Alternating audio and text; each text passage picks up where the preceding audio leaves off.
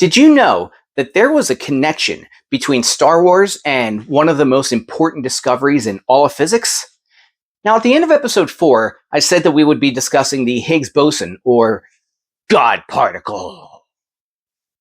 Now, the Higgs boson particle is a particle associated with a scalar quantum field whose spontaneous symmetry breaking provides masses to elementary particles.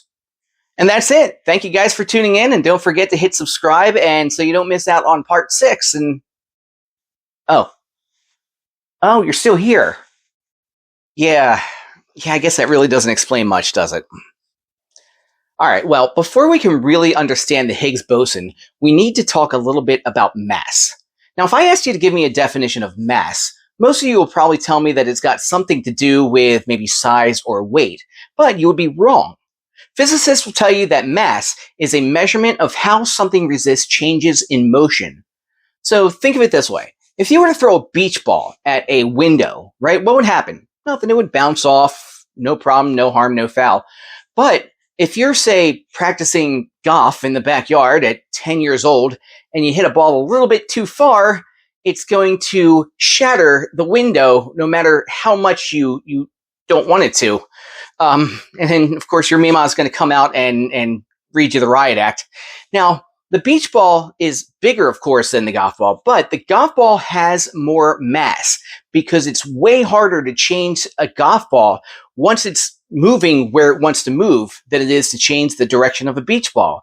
Yet, as golfers, we all still try to change that golf ball in flight.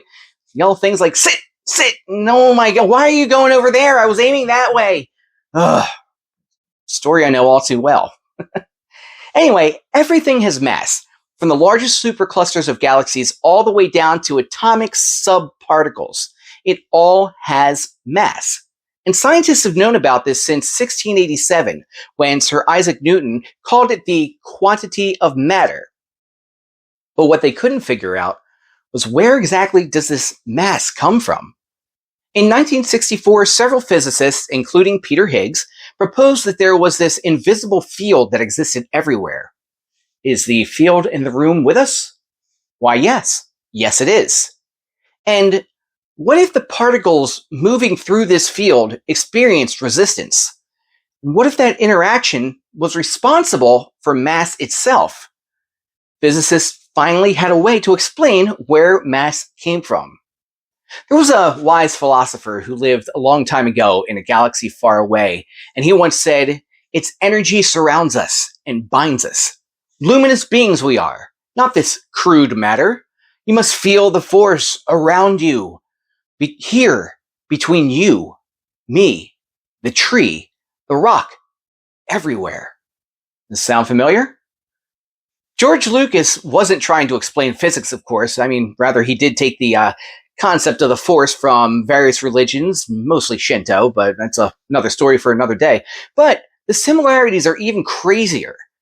Now, in 1999's Phantom Menace, we got introduced to the concept of midi-chlorians. And yes, I know it's a very divisive topic, and you guys are welcome to debate in the comments all you want. I will probably jump into because I have big feelings.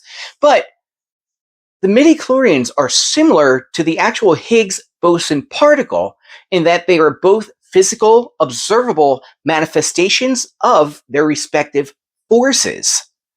But more on that in part 6.